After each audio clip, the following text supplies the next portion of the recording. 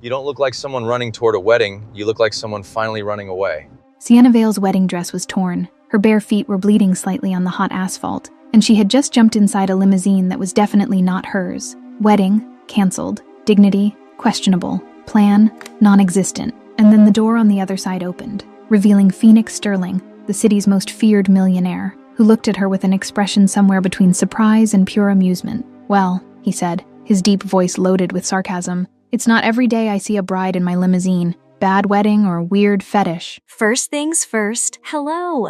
I'm Kay, the mind behind this channel. And right now on screen, you're seeing the comments from Deborah Jones and Sue Jackson. Thank you so much for commenting. And tell me something, what would you think of a woman who leaves her fiancé at the altar because of money? Answer down below, and maybe your comment will appear in the next video. Chapter 1. Spectacular Escape. Millionaire's. I didn't mean to end up here, but I can't go back. I know. The afternoon light came through the windows of the Vale house, golden and soft, illuminating Sienna standing before the full-length mirror, the wedding dress wrapped around her in layers of tulle and lace, perfect in every detail, suffocating in its flawless beauty. Maggie adjusted the veil with trembling fingers, her smile not quite reaching her tired eyes. "You look beautiful, sweetheart." "Thanks, Mom." Sienna hesitated, biting her lower lip. The question escaped before she could stop it. "Are you sure about this?" Maggie's sigh carried the weight of 2 years of struggle. "Sienna, I don't want you to marry without love. I never did. But the company is going bankrupt, and the alliance with the Langley family saves everything." Sienna hated how her own voice sounded resigned, as if she were reciting a script she'd memorized months ago. "Your father wouldn't have wanted this for you. Marrying out of obligation." Maggie's voice broke slightly, and Sienna felt the familiar knot tighten in her throat. She touched her mother's hand, trying to offer comfort she didn't feel herself. "Dad died 2 years ago, Mom, and he would have wanted you to be okay. Trevor is kind, polite. He takes care of you too, but you don't love him." The statement hung between them like an inescapable truth. Sienna let out a humorless laugh, letting herself fall into the nearby chair. "Do I like him? Like, he's boring and kind of ugly. That huge nose and the thinning hair. And he talks about stocks all the time like they're the most fascinating thing in the universe." Maggie laughed, a sad and wet sound. "Then why marry him?" "Because he's good, Mom." The words came out softer now, almost a whisper. "He's always been kind to me, to you. He helped when Dad died. He's perfect on paper. Just doesn't give me butterflies in my stomach. Doesn't make my heart race. Doesn't make me want to wake up early just to see him." "Sienna, I'll be fine. I promise." It was a lie, and they both knew it. The afternoon dragged on with cruel slowness. Sienna picked up the documents Trevor had asked for, driving to his office downtown. She hadn't warned him she was coming. It was a surprise, something to break the tedious routine their relationship had become. Trevor's secretary, Diana, wasn't at her desk. Strange, but not alarming. Sienna walked down the silent hallway, her heels echoing on the cold marble. The door to his office was ajar, just a crack, but enough. Sounds, strange, muffled, the kind of sound that made something in Sienna's stomach turn before her brain even processed what she was hearing. She pushed the door open, Trevor and Diana on his desk, kissing, hands tangled in hair, clothes disheveled,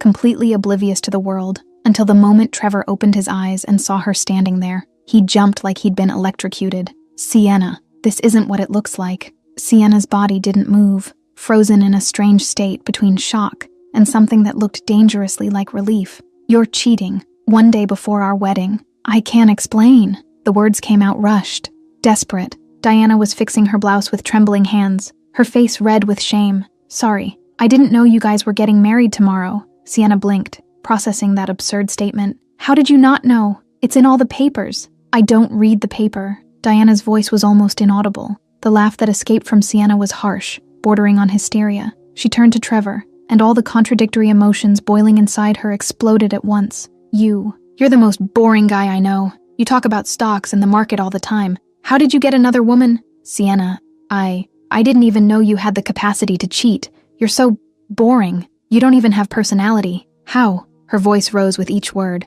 echoing off the office walls. Trevor looked genuinely offended. "I have personality. You wear golf-patterned sweaters. Voluntarily." Sienna knew she was being irrational, but she couldn't stop. Adrenaline coursed through her veins like fire. "Golf is a respectable sport. I don't care about golf." She took a deep breath, trying to regain some control. When she spoke again, her voice was lower, but loaded with crystal clarity. "You know what? I should be sad or angry, but I'm just relieved." "Relieved?" Trevor echoed, incredulous. Because I finally have a reason to cancel, but also shocked because you managed to cheat. You, the blandest man on the planet. Sienna felt tears burning in her eyes, but they were tears of frustration, not sadness. Sienna, please. We can work this out. No, it's over.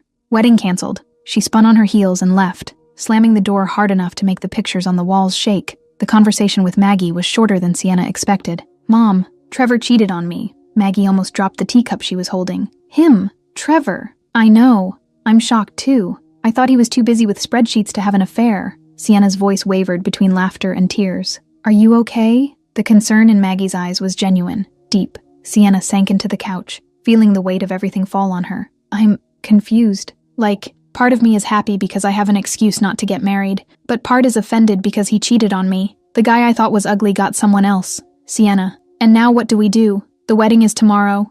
Guests, church, everything paid for. Panic began to seep in, replacing the earlier adrenaline. Maggie sat next to her, taking her hands. We cancel. You're not marrying a cheater, but the company, the alliance, I'll figure it out. But you're not marrying him. The firmness in Maggie's voice left no room for argument. Sienna nodded, picking up the phone with trembling hands. The call to Trevor was brief, cutting. Wedding canceled. Don't show up tomorrow. Sienna, wait. We can talk. It was a mistake. Pre-wedding stress. His voice was pathetic, pleading. Stress is forgetting the flowers. Cheating is a choice. Each word came out crystal clear, final. My mom and your mom are friends. This will destroy their relationship. Sienna felt the anger burn stronger. Should have thought of that before you stuck your tongue in your secretary's mouth. She hung up before he could respond, the sound of the click echoing in the silence of the room. The night was long. Sienna didn't sleep, tossing and turning, her mind spinning in endless circles. Could she really not show up? Did she have the courage to cancel everything? When the sun rose, she still didn't have an answer. Wedding day. The church was packed. Hundreds of people, all dressed in their best clothes, whispering among themselves with polite smiles. Sienna arrived in her dress, the heavy fabric like chains around her body. She had chickened out. Sweetheart, are you sure? Maggie held her hands, her eyes searching for hers. No. The honesty escaped before Sienna could filter it. But so many people came, and the Langley family, and our company. Sienna, you don't have to. I know, but maybe I can? The words sounded empty even to her own ears. The aisle to the altar seemed to stretch infinitely. Each step was a battle, each breath a conscious effort. Trevor waited at the altar, visibly sweating, his expression a mixture of regret and desperate hope. The priest began, his voice echoing through the silent church. Sienna Vale, do you take Trevor Langley as... Sienna looked at Trevor. She saw his big nose, his thinning hair, the boring expression he always had. She remembered the betrayal, the secretary, how she had felt more relieved than devastated. Your husband, in joy and in sorrow. I can't. The words exploded from her, too loud, too desperate. The silence that followed was absolute, suffocating. Sienna? Trevor's voice trembled. She stepped back once, then again. I'm sorry. I can't. You cheated on me. And you're boring. And I don't love you. And then she ran. Literally ran from the altar, the long dress dragging behind her like a ghostly tail. The guests erupted in shocked murmurs, some people standing up, others just watching open-mouthed. Sienna, come back. Trevor's voice echoed behind her, but Sienna didn't stop. The dress was too long. She stumbled, heard the horrible sound of fabric tearing. It didn't matter. She pulled the hem hard, tearing more, freeing her legs. She kicked off her high heels, feeling the cold marble beneath her bare feet. She ran through the church, pushed the heavy doors, burst out into the street bathed in morning sun. People on the street stopped to stare. A bride, torn dress, barefoot, running like her life depended on it. Don't stare. Just a bride running away. Normal, Sienna yelled to no one in particular, her voice carrying a note of hysteria she didn't recognize. And then she saw it. A black limousine, door open, driver distracted looking at his phone. Perfect hiding place. Sienna didn't think, just acted. She jumped inside, throwing herself onto the soft leather seat, closing the door behind her. She was breathing heavily, her heart beating so hard it seemed to want to escape from her chest. The door on the other side opened. Sienna froze, her whole body tensing like a rope about to snap. A man entered the limousine, and the air immediately changed. He was tall, impeccable suit, molding a body that suggested contained power, dark hair perfectly arranged, eyes so black they seemed to swallow the light. But it was his presence that really hit her, something intimidating and magnetic at the same time, making every nerve in her body wake up on alert. Phoenix Sterling. He looked at her, one eyebrow arching slowly, And then that smile appeared. It wasn't kind. It was amused, provocative, dangerous. "Well," he said, and his voice was deep, loaded with a sarcasm that seemed to caress each word. "It's not every day I see a bride in my limousine. Bad wedding or weird fetish." Sienna tried to speak, but her words came out in a breathless gasp. This isn't, I thought. "You thought it was an empty limousine to hide in." He settled into the opposite seat, completely relaxed, as if finding runaway brides in his car was a common occurrence. "Yes." Sienna's voice came out small, uncertain. His smile deepened, becoming malicious in a way that made something in her stomach turn interesting. Pause. He studied her with eyes that seemed to see through every layer she tried to maintain. "You know who I am?" No, but even as she said it, something in her memory stirred. That face, that name people whispered with respect and fear. Phoenix Sterling. He let the name hang between them. "And you just broke into my limousine." Sienna's blood froze. Phoenix Sterling, the ruthless millionaire? He tilted his head, seeming to consider. Ruthless is rude. "I prefer strategically difficult." Pause. Those dark eyes fixed on her with an intensity that made it hard to breathe. "And you are about to leave." Sienna reached for the door handle. The sound of the electronic lock clicking made her freeze. "Oh, no." His voice was soft, almost amused. "You broke into my car. Now I want the full story." "You can't lock me in here." Indignation colored her voice, but there was something more, something she didn't want to name, a chill down her spine that wasn't exactly fear. "I can, and I am." He leaned slightly forward, and Sienna felt the space between them shrink, even though he hadn't actually moved. "So, you ran away from your wedding." "Maybe." She lifted her chin, refusing to be intimidated. "Maybe doesn't work when you're in a torn dress, barefoot, and hiding in a stranger's limousine." His eyes traveled over her, not lasciviously, but assessingly, as if he were solving an interesting puzzle. "This is very dramatic. I approve." "You approve?" Sienna's voice went up an octave. "Yes, boring would be accepting an unhappy marriage. You were dramatic.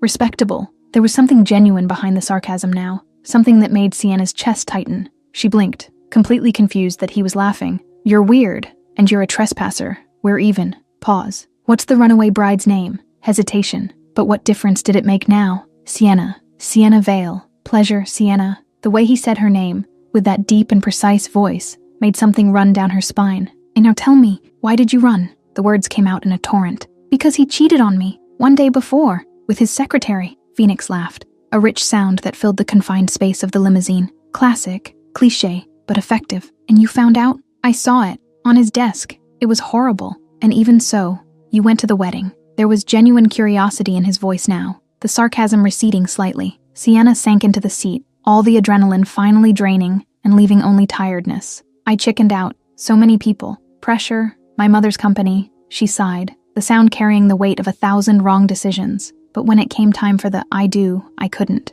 "So you ran, tore the dress, took off the shoes, jumped into a stranger's limousine." He was smiling now, a genuine smile that completely transformed his face. "A perfect summary. You're chaotic." Phoenix leaned back, looking satisfied. "I like it." Sienna's heart jumped inconveniently. "Are you going to turn me back in?" "I should." He studied her for a long moment, and Sienna felt that look like a physical touch. "But where's the fun in that?" Pause. "I'll make you a proposition." "What proposition?" Caution tinged her words. "I help you disappear for today, let you hide from family, ex-fiancé, all the drama. In exchange?" He leaned in again, and this time Sienna noticed the movement, noticed how the space between them seemed to carry an electric charge. "You tell me the complete story, with details. Why would you do this?" The words came out in a whisper. "Because I'm bored." His eyes never left hers. "And your unexpected entertainment." Pause. Softer now. "Deal?" Sienna should say no. Should demand to be released. Call her mother. Deal with the mess she'd created.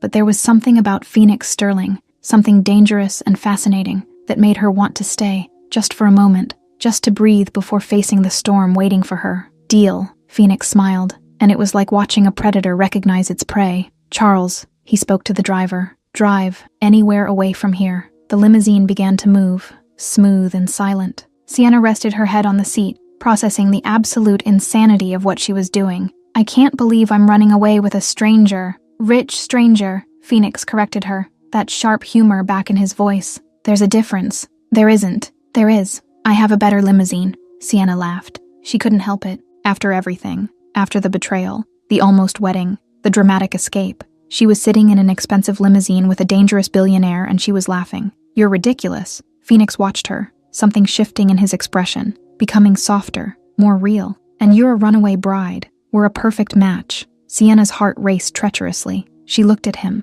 really looked, and saw a man who seemed as tired of his world as she was of hers. Dangerous and intimidating. Absolutely, but also interesting and unexpectedly real. "Perfect is an exaggeration," she murmured, but couldn't stop the small smile that curved her lips. "Maybe," Phoenix agreed, his eyes locked on hers, "but definitely interesting." The limousine drove through the city, carrying a runaway bride and a bored billionaire, and Sienna felt that something had changed. She didn't know what would happen next, didn't know how she would fix the mess she'd left behind, but for the first time in a long time, she felt something beyond resignation. She felt alive. I agree with Phoenix. They're definitely a perfect match, but they'll still have to go through a lot. Chapter 2. Full Story and Refuge. If you stay, everything in your life will change.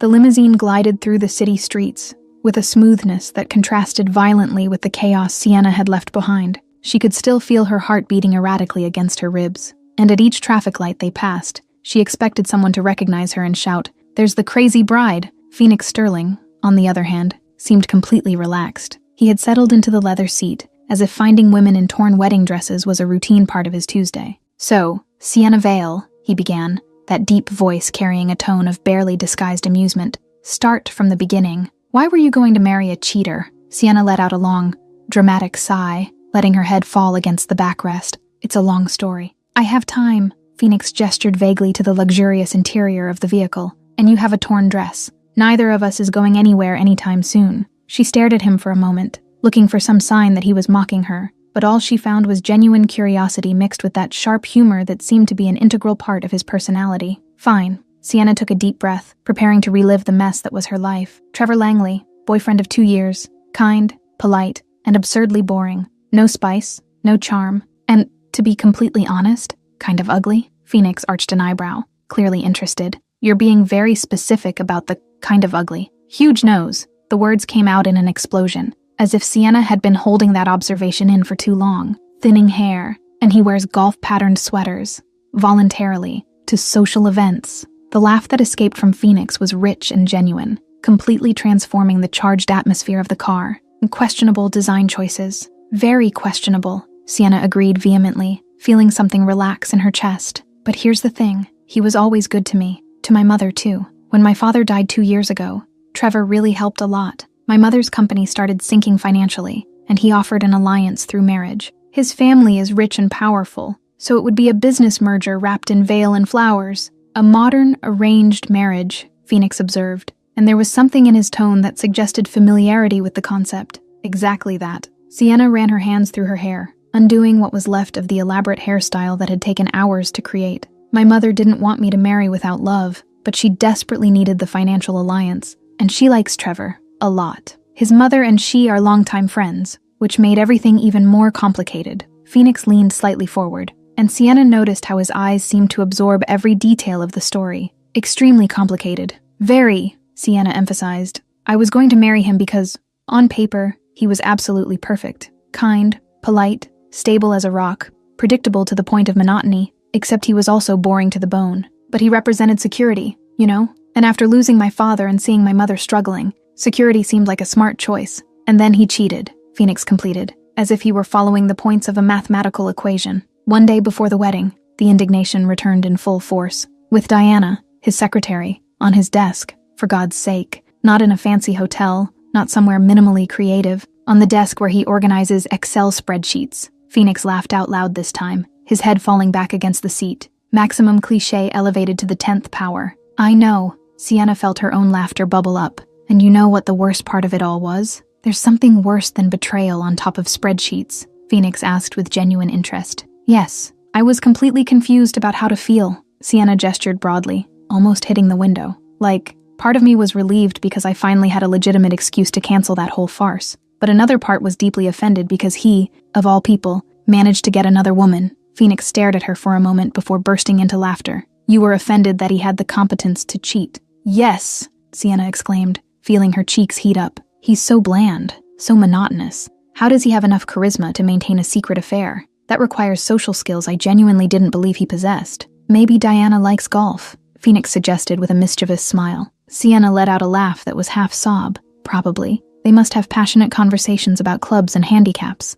She sighed, the humor draining quickly. I canceled everything yesterday. Called, broke up, told him not to show up at the church. But this morning, when I woke up and saw everyone getting ready, all those people who traveled from far away, all that expectation, I just completely chickened out. I went to the church thinking I could fake normalcy. But you couldn't, Phoenix observed, and there was no judgment in his voice, just observation. And when it came time for the I do, when I looked at his boring face at the altar, Sienna shook her head, the memory still fresh and painful. Total panic. I saw that huge nose, remembered him with his tongue stuck in Diana's mouth, and just ran like my life depended on it, tearing the dress in an extremely dramatic fashion in the process, Phoenix added with evident approval. It was an accident, Sienna protested, but she was smiling. The dress was too long, and I needed mobility. It was purely functional, but it was incredibly cinematic, Phoenix insisted. And now, reality came back like a bucket of cold water. Sienna looked at the phone she had silenced, seeing notifications exploding on the screen.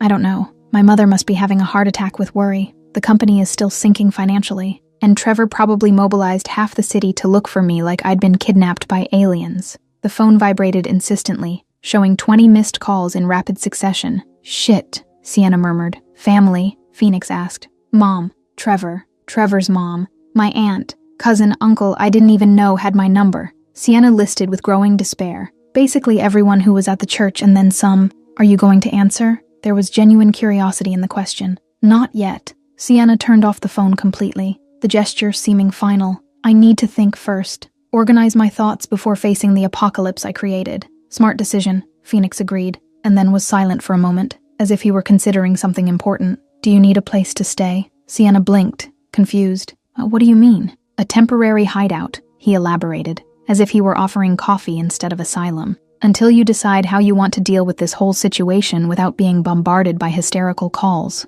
You're offering? Sienna couldn't complete the sentence, torn between disbelief and something dangerously close to hope.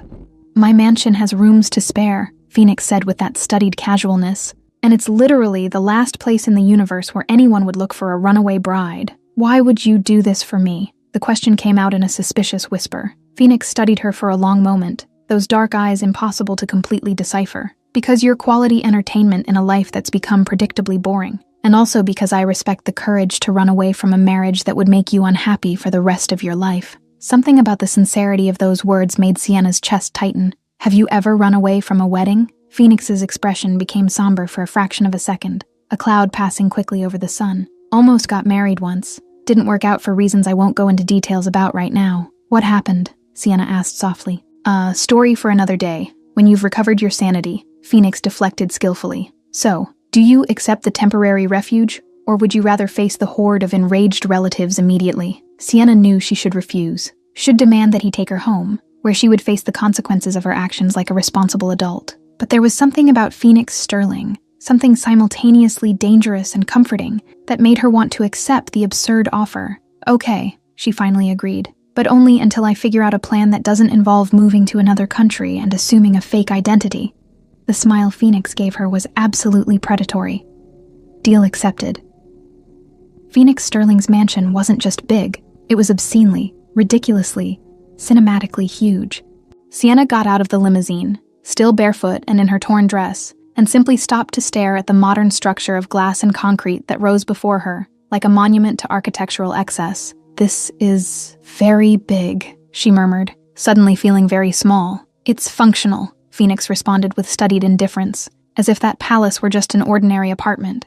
Come on, I'll show you the guest room before you have an aesthetic breakdown. They had just entered the marble hall when a male voice echoed from the upper floor. Phoenix, why is there a bride in our house? Sienna looked up and saw a younger man descending the curved staircase with an expression of pure perplexity. He was clearly related to Phoenix. They had the same sharp bone structure and dark eyes, but where Phoenix emanated controlled danger, this man radiated friendly curiosity. Long story involving churches, betrayal, and trespassing, Phoenix summarized. Cole, this is Sienna. Sienna, my brother Cole, who apparently doesn't know how to ask normal welcome questions. Cole descended the rest of the stairs, circling Sienna as if she were an interesting sculpture in a museum. Hi, Why exactly are you in a wedding dress in an advanced state of destruction? Because I ran away from my wedding, jumped into your brother's limousine thinking it was empty, and now apparently I'm temporarily living with you guys, Sienna offered. Feeling the total absurdity of the situation, Cole stopped, processed, and then looked at Phoenix with evident admiration. You kidnapped a bride? She broke into my limousine, Phoenix corrected with exaggerated patience, and I merely offered humanitarian refuge. This is completely insane, Cole declared, but he was smiling widely. I love it. Officially welcome to the Sterling Asylum, Sienna. Fair warning that we have tendencies to attract chaos. Thanks, Sienna responded, torn between laughter and complete existential confusion. The guest room was bigger than the entire apartment where Sienna had lived during college. Phoenix opened the door with a casual gesture, revealing an impeccably decorated space in shades of gray and white, with a king-size bed that looked like it had been stolen from a 5-star hotel. You can stay here as long as you need, he said, pointing to the various doors. Bathroom there, closet there, balcony with a view of the garden that no one ever uses over there. Thank you. Sienna entered slowly, feeling like she had fallen into an alternate reality. Seriously, this is very generous for someone who is essentially a stranger who broke into your car. I'm not as bad as people say, Phoenix commented, leaning against the doorframe with that casual elegance that was probably genetic. What exactly do people say about you? Sienna asked, curiosity winning over caution. That I'm ruthless in business, emotionally cold, and dangerously vindictive when provoked. He listed as if he were reading ingredients from a recipe. And is it true? Sienna looked at him directly. Phoenix considered the question seriously. In business? Absolutely. But not with runaway brides who break into my limousine looking for asylum. You're definitely an exception to my usual rules. He paused, that half-crooked smile appearing. Rest a bit. I'll have Cole get you normal clothes, unless you plan to continue wearing torn tulle as a fashion statement.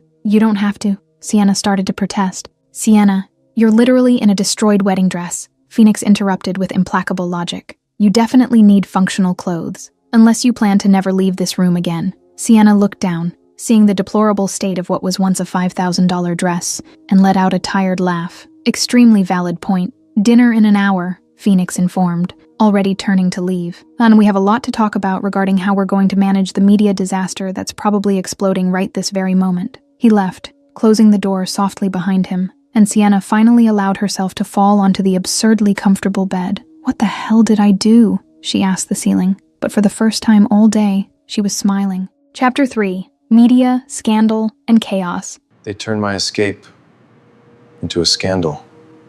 We'll handle it. Sienna was having the best dream of her life when someone started pounding on the door like the world was on fire. Sienna, you're in the papers. Cole's voice cut through the wood with zombie apocalypse urgency. She opened her eyes reluctantly, looked at the clock, and seriously considered committing homicide. 6 a.m. Go away or I'm using this pillow as a weapon. The door exploded open and Cole practically jumped on the bed, waving a tablet like a surrender flag. Look! Sienna grabbed the tablet, blinked to focus, and felt her brain short-circuit. The headline screamed, "Bride flees altar and is kidnapped by billionaire." The photo showed her, torn dress and barefoot, hurriedly entering Phoenix's limousine. The subheadline was worse. Trevor Langley says bride was taken against her will by business rival Phoenix Sterling. Shit, Sienna whispered, feeling the blood drain from her face. Cole scrolled with disturbing enthusiasm. There's more. Look at the other headlines. Flight or betrayal. Bride abandons altar for millionaire. Phoenix Sterling steals rival's bride in broad daylight. Was wedding a facade for secret affair. Langley family in shock. She was coerced by power. This isn't happening, Sienna murmured, shaking her head. This is definitely not happening. I'm still asleep, having a terrible nightmare. Very real, sweetie, Cole confirmed with inappropriate cheerfulness. The door opened again, and Phoenix entered with 2 cups of coffee, looking criminally calm. Good morning. Sleep well. Good morning. Sienna pointed at the tablet with wild gestures. I'm in the papers. As kidnapped. Phoenix handed her a coffee with admirable calm. Technically, you broke into my limousine. I'm the victim here. Phoenix, this isn't a joke. Sienna felt the urge to throw the coffee at him, but she needed the caffeine. I know. He took a sip of his own coffee, unperturbed. But panicking doesn't solve anything. Trevor is using this to look like a victim and deflect attention from his own cheating. Why would he do that? Sienna asked, though she already knew the answer. Because now he's the publicly abandoned groom, Phoenix explained patiently. And I'm the rich villain who steals brides. Extremely convenient narrative for someone who got caught with his tongue in his secretary's mouth. Cole waved the tablet again. And there's more. Look at social media. The hashtag #JachaRunawayBride was trending. Sienna read the theories with growing horror. She was having an affair with Sterling for months. Sterling paid her to ruin Langley. Disguised corporate warfare. She was kidnapped and nobody's doing anything. Plot twist. She never wanted to marry, and Sterling is the hero. People think we were having an affair, Sienna exclaimed.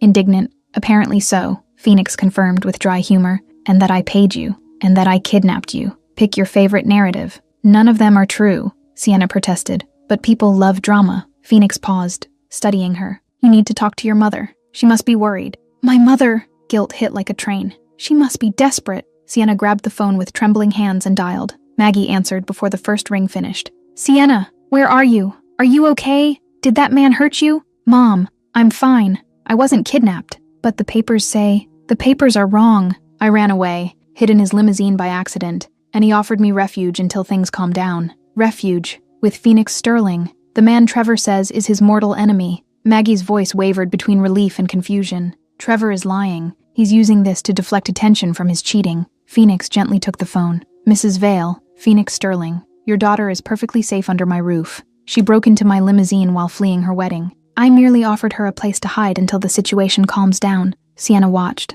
fascinated, as Phoenix charmed her mother in real time. Yes, ma'am. No, she has her own room with a lock. Yes, Trevor Langley is really an idiot who doesn't deserve her. He returned the phone, and Sienna heard her mother say with surprising firmness, I like him. Take care of my daughter, Mr. Sterling. I intend to do exactly that. After hanging up, Sienna looked at Phoenix open-mouthed. You just charmed my mother in 30 seconds? I'm charming when I want to be, Phoenix responded with a half-crooked smile. He's never charming, Cole interjected with astonishment. This is completely new behavior. Cole waved the tablet with renewed urgency. Guys, Trevor's on TV. Live. The three of them crowded around the screen. Trevor Langley, wearing a hideous beige sweater with boat patterns, sat for an interview dripping with false sympathy. Mr. Langley, the reporter began dramatically. What do you have to say about the photos of your bride with Phoenix Sterling? Trevor assumed an expression that should have looked devastated, but mostly looked constipated. I'm absolutely shattered. Sienna and I were completely happy, and then he just took her. I don't know if she was coerced by his power and money, or... He's lying, Sienna yelled at the screen. Do you think Sterling kidnapped her? The reporter asked, leaning in with morbid interest. Trevor made a calculated pause. I don't want to accuse anyone without proof, but the timing is extremely suspicious. He's a known ruthless rival in business. Maybe it's some kind of corporate revenge. He's using me to play victim, Sienna shrieked, completely indignant. Phoenix was already grabbing his own phone, but his eyes had become dangerously cold. He's going to regret this. What are you going to do? Sienna asked. The smile Phoenix gave her was absolutely predatory. I'm going to give an interview and tell my side. With evidence. What evidence? The limousine has internal security cameras. He smiled in a feline way. Everything recorded in high definition. Cole let out a low whistle. This is going to be epic. 2 hours later, Phoenix was sitting in a TV studio. Impeccable suit, relaxed posture but eyes sharp as blades. Sienna and Cole watched from the mansion, glued to the screen. Mr. Sterling, the reporter began cautiously. There are serious accusations that you kidnapped Sienna Vale. Ridiculous, Phoenix interrupted calmly. She broke into my limousine, running away, and I have video proving it. The screen changed, showing the internal security footage. Sienna watched herself jumping into the empty limousine, alone, torn dress, an expression of pure panic. Seconds later, Phoenix entered from the other side, clearly surprised to find her there. As you can see, Phoenix continued with controlled voice, she entered before me. She was running from something. I offered help. Why would she run from her own wedding? The reporter asked, and Sienna could see the real curiosity in her eyes. Phoenix paused, letting the silence stretch dramatically. Ask Trevor Langley and his secretary. Diana, right? The silence in the studio was absolute and shocked. In the mansion, Sienna choked. He's not going to... Are you suggesting... The reporter tried, voice failing. I'm not suggesting anything, Phoenix said with deadly calm. I'm just questioning why a bride would flee a perfect wedding. Calculated pause. Maybe ask him about 5 o'clock the afternoon before, in his office. The bomb was dropped. Sienna saw, in real time, the reporter's expression change from confusion to shock, and then to voracious understanding. This was journalistic gold. He just exposed Trevor on national TV, Cole exclaimed with evident admiration. When Phoenix returned to the mansion, Sienna was pacing back and forth in the living room like a caged tiger. You exposed him on TV, she said as soon as he entered. He accused me of kidnapping, Phoenix responded, loosening his tie. I countered with the truth. Now everyone will know he cheated. Good, Phoenix said simply. He deserves it. Cole was smiling widely. The boss is protecting you. He never does that for anyone. Sienna looked at Phoenix, feeling something warm and dangerous expand in her chest. Thank you. You're welcome. Phoenix approached, and Sienna felt the air between them change, charged with electricity. And nobody accuses you of being my accomplice and gets away with it. Sienna's heart raced treacherously. You're intense, Phoenix smiled, and it was like watching a predator recognize its prey. I know. Get used to it. And Sienna realized, with crystal clarity and a bit of panic, that she was starting to get used to it, dangerously. Would you get used to that much exposure, like Sienna? Or is no love worth that price? Chapter 4. Mysterious Death of the Father. What if the truth was hidden this whole time? It seems it was. The days following Phoenix's explosive interview passed in a kind of surreal calm. The media scandal had diminished considerably after Trevor was publicly disproven, and the media had shifted focus to the next available drama. Sienna remained at the Sterling mansion, not because she needed refuge anymore, but because she simply didn't want to leave. She and Phoenix had fallen into a comfortable routine that neither dared to name. Long conversations about business, politics, and art stretched through the afternoons. Elaborate dinners that Cole insisted on preparing despite being a terrible cook. Moments of shared silence in the library, where Sienna pretended to read while watching Phoenix work, fascinated by the way his brow furrowed when he was concentrated. And the laughter, rare, but genuine. Phoenix laughed for real now. Not that sardonic smile he used as armor, but something real and disarmed that completely transformed his face. The chemistry between them was too obvious to ignore, charging every prolonged look and every accidental touch with meaning that Sienna wasn't ready to examine. You like her, Cole declared one afternoon, leaning against the doorframe of Phoenix's office. Phoenix didn't look up from the documents he was reviewing. She's interesting. You're in love, Cole insisted, crossing his arms with evident satisfaction. Phoenix paused, the pen stopping in the middle of a signature. He was silent for so long that Sienna, passing through the hallway, stopped to listen without even realizing it. Maybe, Phoenix finally admitted, so quietly that Sienna almost didn't hear. She moved away quickly, her heart beating irregularly against her ribs, that single word echoing in her mind like a dangerous promise. It was by accident that Sienna found the folder. She was looking through the clothes Cole had bought for her, reorganizing the guest room closet, when her fingers touched something rigid at the bottom of one of the drawers. A file folder, thick and clearly out of place among t-shirts and jeans. Sienna pulled it out with distracted curiosity, turning it to see the label on the front. She froze. Investigation. Robert Vale. Suspicious death. Her father's name. In an investigation folder. In Phoenix Sterling's possession. Sienna's hands trembled as she opened the file, her eyes scanning the pages with growing horror. Medical report. Toxicology analysis. Detailed timeline of her father's last days of life. Robert Vale. Deceased 2 years ago. Official cause of death. Advanced stage terminal cancer. Prognosis at time of death. Approximately 6 months of life remaining. However, death occurred in accelerated fashion. Morphine levels in system exceeded prescribed dosage by significant amount. Possible self-administered or assisted euthanasia. Alternatively, intentional overdose disguised as pain management. The last line was underlined in red. Requires additional investigation. Possible homicide. Sienna felt the floor sway beneath her feet. The words danced on the page, refusing to form complete sense. Her father, morphine, overdose, homicide. My father, she whispered to the empty room, her voice breaking. Sienna didn't remember going down the stairs or crossing the hallway to Phoenix's office. She was simply there, standing in the doorway, the folder pressed against her chest so tightly that her fingers ached. Phoenix looked up, and his expression changed instantly when he saw what she was holding. Shit, he murmured, standing quickly. Cole should have put that away. Why do you have an investigation about my father? The words came out like an accusation, harsh and painful. Phoenix circled the desk, moving slowly as if approaching a frightened animal. Sienna, answer me. She threw the folder onto the desk, the pages scattering in disarray. Why the hell do you have this? He sighed heavily, running a hand through his hair in a rare gesture of agitation. Because I investigated Trevor, and when you investigate someone thoroughly, you discover things, connections, patterns, and I discovered information about your father's death. What things? Sienna felt tears burning her eyes, but refused to let them fall. Your father was sick, Phoenix began carefully.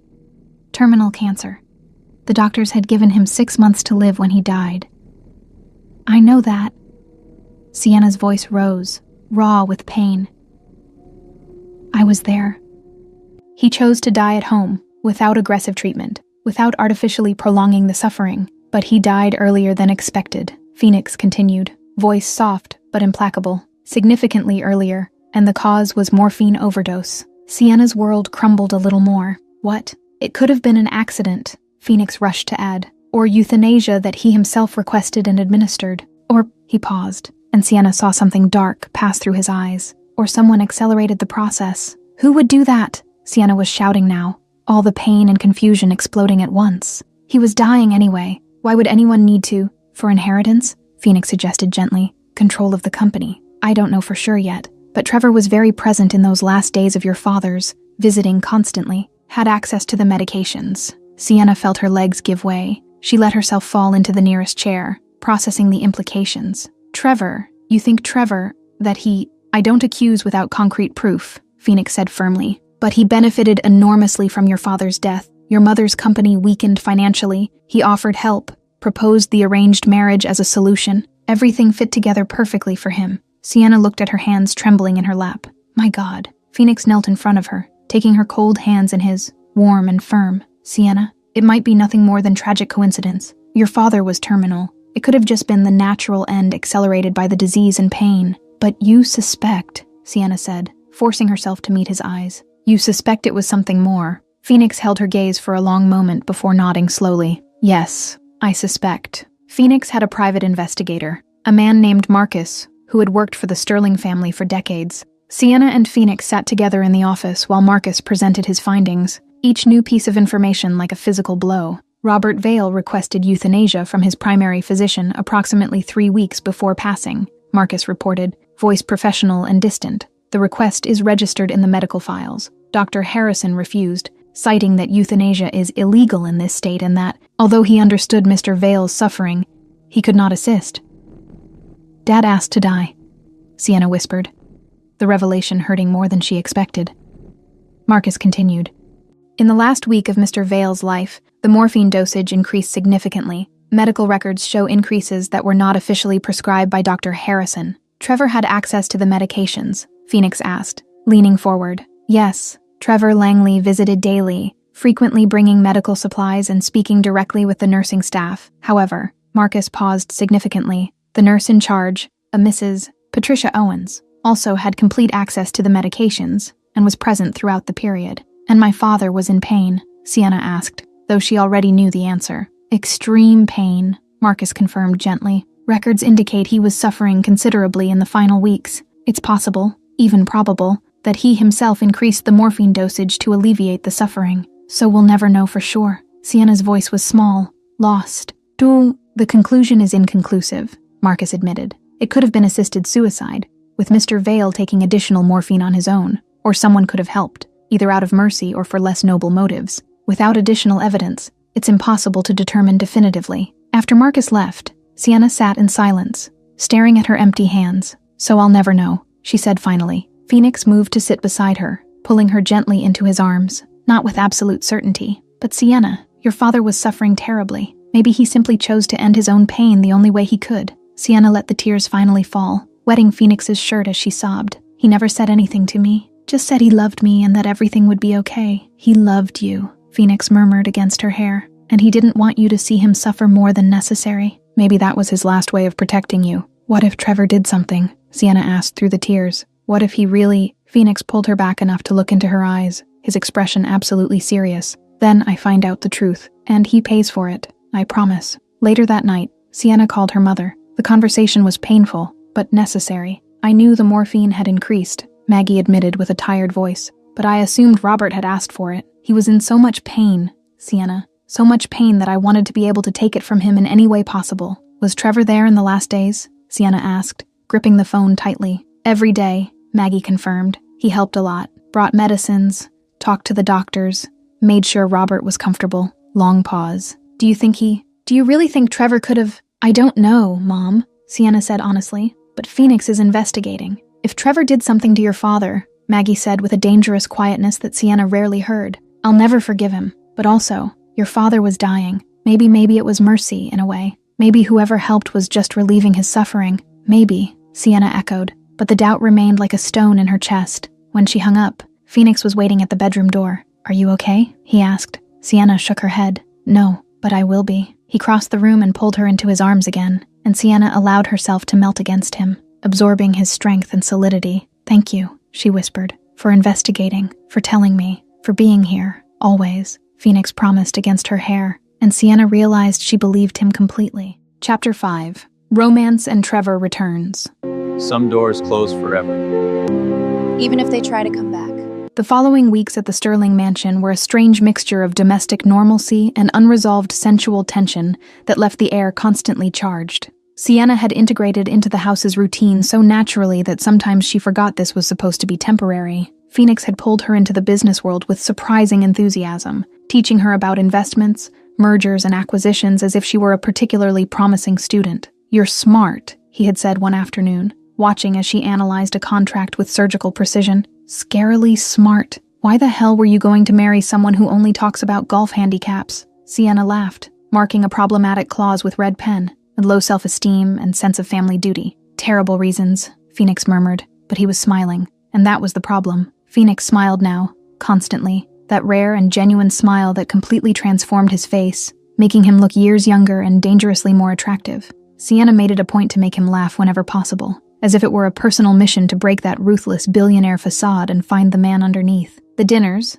which started as casual meals, had transformed into intimate events where they talked for hours about everything and nothing. Cole frequently found them still sitting at the table at 2 a.m, lost in discussions about philosophy, art, or the relative merits of different types of coffee. And the almost kisses. God, the almost kisses. They happened constantly. Phoenix leaning in to grab something near her, stopping when they realized how close they were. Sienna reaching to adjust his tie, fingers stopping on the fabric as their eyes met. Frozen moments where both their breaths caught, and the world reduced to just the impossible space between their lips. But neither closed the distance. Not yet. "You two are obvious," Cole declared one morning, entering the kitchen where Sienna and Phoenix were preparing coffee in perfect sync, moving around each other as if they had choreographed the dance. Sienna almost dropped her mug. "Obvious about what?" Cole looked at her as if she had just asked if the sun was hot. "That you're in love. Like, painfully, obviously. Do something about it in love." Sienna felt her face burn. "I'm not..." "Sienna," Cole interrupted with exaggerated patience. "He smiles because of you.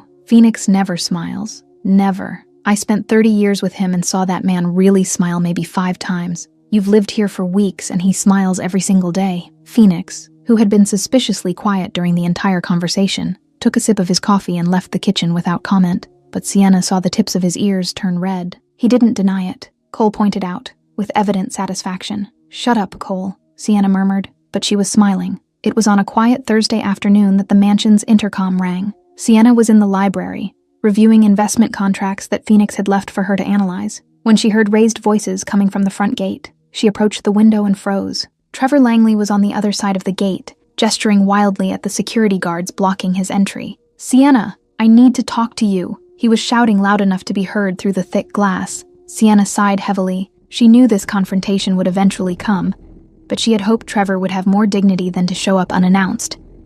Apparently, she had overestimated his dignity.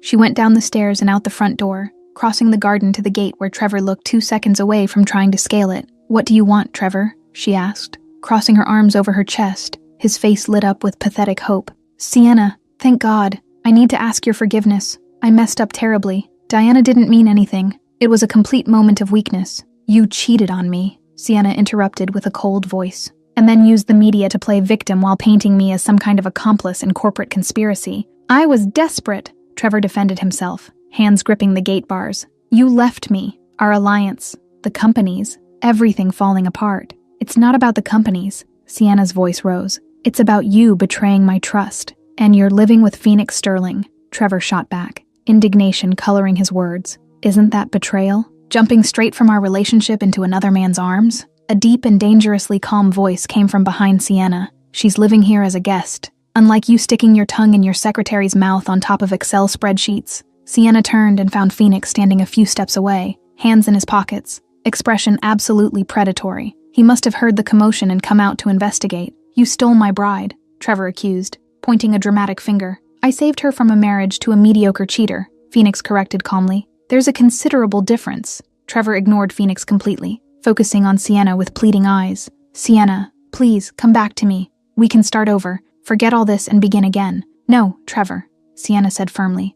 "It's over. Definitely over. And about my mother's company. We'll figure it out without you." "How?" Trevor almost laughed, a bitter and unpleasant sound. You're going bankrupt. Without my family's investment, your mother's company will sink in 6 months. Phoenix stepped forward, positioning himself slightly in front of Sienna in an unconscious protective gesture. Actually, I offered investment. Mrs. Vale's company will be perfectly fine. Without the Langleys. The silence that followed was absolute. Trevor looked from Phoenix to Sienna, processing slowly. What? He finally managed to say, voice weak. Phoenix saved the company, Sienna confirmed, feeling warm satisfaction expand in her chest. We don't need you anymore. For absolutely anything. Trevor's expression transformed from pleading to fury in seconds. You're going to regret this. Both of you. You'll what? Phoenix asked softly, but there was pure steel in his voice. Sue me. Try to ruin my business. Please, Trevor. You're a small fish pretending to be a shark. Leave before I decide to turn your professional life into a genuine hell. Trevor looked between them for one more moment, realizing he had completely lost, before turning and marching back to his car with what remained of his dignity. Sienna and Phoenix watched in silence as he drove away, the tires squealing dramatically on the asphalt. Well, Sienna finally said, that was more pathetic than I expected. He wears golf sweaters, Phoenix pointed out. Your expectations should have been considerably low. Sienna laughed, the tension draining from her shoulders. Then something Phoenix had said registered completely. You really offered investment to my mother. They had started walking back to the mansion, and Phoenix looked at her with that soft expression he reserved only for her now. Yes, yesterday. She accepted. Why? Sienna asked. Stopping in the middle of the garden, Phoenix stopped too, turning to face her completely. Because it's good business. The company has solid potential with the right management. And because, he paused, seeming to search for the right words. Because you matter. Sienna felt her heart jump. Phoenix. Sienna, I'm not good with words, he admitted, running a hand through his hair in a rare, nervous gesture. But you changed everything. Completely everything. How? She moved closer, closing the distance between them. You made me feel again, Phoenix said, voice low and intense. Feel things beyond anger and boredom and emptiness. You make me laugh. You make me want to wake up in the morning because I know you'll be there, probably making some sarcastic comment about my coffee while stealing half of it. Sienna let out a wet laugh, realizing there were tears in her eyes. I'm in love with you. The words came out before she could stop them. Honest and raw and absolutely true. Phoenix closed his eyes for a moment, as if absorbing those words. When he opened them again, there was something fierce and vulnerable in his expression. Thank God, he murmured, because I've been obsessed with you since you jumped into my limousine in that torn dress with those panicked eyes. And then he pulled her against him and finally, closed the impossible distance between them. The kiss was perfect. There was no other word to describe it. It was desperate and soft at the same time, years of tension finally finding release. Phoenix's hands were on her face, holding her like she was something precious and fragile, while Sienna's fingers tangled in the fabric of his shirt, pulling him closer. When they finally separated, both were breathing heavily, foreheads touching. That took long enough, a voice said behind them. They turned and found Cole watching from the porch with an absolutely satisfied smile. How long have you been there? Sienna asked, blushing. Long enough to see you finally stop dancing around each other like awkward teenagers, Cole responded cheerfully. Took a while, but you got there. Phoenix shot his brother a deadly look. Go away, Cole. I'm going, Cole said, still smiling. Just wanted to say it was about time. When they were alone again, Sienna looked at Phoenix and started laughing. What's funny? He asked, but he was smiling too. Nothing, she said, rising on her toes to kiss him again. Absolutely everything. Now it seems like everything is perfect, but there's still one last move to destroy such true love. Chapter 6, Final Revelation and Happily Ever After. This time, I'm not running. Trevor's final attempt came 2 weeks after the kiss in the garden, and it was as desperate as it was pathetic. Sienna and Phoenix were returning from a romantic dinner when Cole called, voice urgent. You need to see this. Now. When they arrived at the mansion, Cole had the tablet open to a newly published article. The headline screamed, Proven. Sterling stole the bride. Affair was going on for months. The photos showed Sienna and Phoenix in various intimate moments, kissing in the garden, embracing on the porch, walking hand in hand through the mansion gate. Trevor hired paparazzi, Phoenix said calmly, but Sienna saw the cold fury in his eyes. He's trying to prove we were having an affair before the wedding, Sienna murmured, feeling nausea rise. Cole was already typing furiously. Not for long. Look at this. He showed the screen where he had created a meticulously detailed timeline, All these photos are from weeks after the canceled wedding. You were already publicly separated. It's not cheating. It's a new relationship between two single adults. Cole, you're a genius, Sienna said, relieved. I know, he responded modestly, but there's more. Phoenix's investigator, Marcus, had continued investigating Trevor discreetly, and he had finally found something devastating. The alliance contract between your father's company and the Langley family, Marcus explained in a video conference, was forged. Robert Vale's signature is fake. Handwriting analysis confirms it. Your father never signed a merger agreement or matrimonial alliance. Trevor fabricated the entire document. Sienna felt the floor disappear beneath her feet. He lied about everything. About everything, Marcus confirmed. There was no agreement between the families. Trevor manipulated both mothers, making them believe it was Robert's wish that you two marry. He wanted control of the company through marriage. Pure corporate fraud. Phoenix wasted no time. The next morning, the media exploded with the complete exposure. Trevor Langley was publicly unmasked. Cheating, lies about business agreements, manipulation of two grieving families, corporate document forgery. 48 hours later, he was arrested for corporate fraud and forgery. Sienna watched the news with cold satisfaction. He finally paid. Justice, Phoenix said simply, pulling her into his arms. But there was one last piece of the puzzle. Sienna's father's nurse, Patricia Owens, finally agreed to talk. They met at a discreet cafe, and Patricia held Sienna's hands with tears in her eyes. Your father asked me, she confessed with a broken voice. He was in so much pain. Sienna, pain that normal medications couldn't touch anymore. He begged me to increase the morphine, to let him go in peace before the pain destroyed him completely. Sienna felt tears run down her face. And you helped. I adjusted the dosage as he asked, Patricia admitted. And he told me, I want to go in peace, before the pain turns me into something my daughter won't recognize. Take care of my family. Trevor had no involvement in this. It was your father's choice. Sienna sobbed, relieved and devastated at the same time. Thank you for telling me, for taking care of him. He loved you so much, Patricia whispered. Talked about you constantly. You were his pride. When Sienna left the cafe, Phoenix was waiting. She fell into his arms and cried. But this time, they were tears of closure, not doubt. 6 months passed like a dream. Vale Company was recovered and flourishing under the partnership with Sterling Enterprises. Trevor was serving a 3-year sentence for fraud, and Sienna had officially moved into the mansion, not as a guest, but as part of the family. She and Phoenix were officially a couple, photographed at social events, mentioned in society columns as the most unexpected romance of the year. Cole found it all hilarious. You're literally a modern fairy tale, he declared one evening during dinner at an elegant restaurant. Bride flees bad wedding, breaks into billionaire's limousine. They fall in love. It's ridiculously perfect. It wasn't quite like that, Sienna protested, but she was smiling. It was exactly like that, Phoenix corrected, holding her hand on the table. Cole took a sip of wine, eyes gleaming with mischief. So, when's your wedding? Sienna choked on her own drink. Wedding? Cole, Phoenix said with a warning tone, subtle as a brick. You live together. She runs business with you. You're married in everything but paper,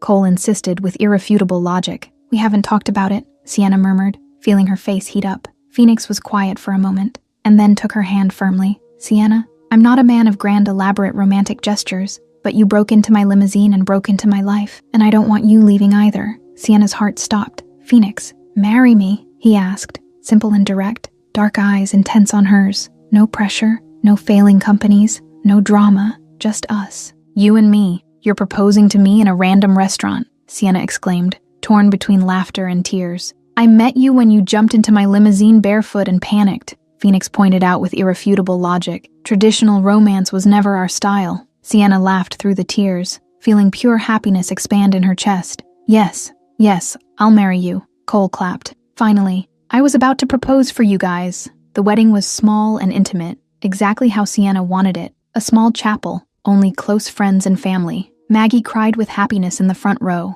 As she walked to the altar, Sienna thought, last time I did this, I ran. This time I'm running to him. Phoenix was waiting for her with that rare and genuine smile he reserved only for her. The priest began the ceremony. As Sienna Vale, do you take Phoenix Sterling? Yes, Sienna interrupted him, laughing. 1,000 times yes. Before I panic and run again. The chapel erupted in laughter. Phoenix laughed, pulling her closer. You're not going to run. Never again, Sienna promised. You're my permanent limousine now. Terrible metaphor, Phoenix murmured, but he was smiling. But true, she insisted. And then he kissed her, and it was perfect. At the reception, Cole made a memorable speech. My brother found a bride running away in his limousine, literally, and somehow this turned into a love story. Life is strange and wonderful. Maggie hugged Sienna tightly. Your father would have loved Phoenix. I'm sure he's happy now, seeing you truly happy. I know, Mom, Sienna whispered. I feel it too. Later, when they were finally alone, Phoenix pulled Sienna onto the porch under the stars. I can't believe it all started because I broke into your limousine, she said, resting her head on his shoulder. Best break-in of my life, Phoenix responded, kissing her hair. What if I hadn't gotten into that limousine? I would have lived bored forever, he said with absolute certainty. And now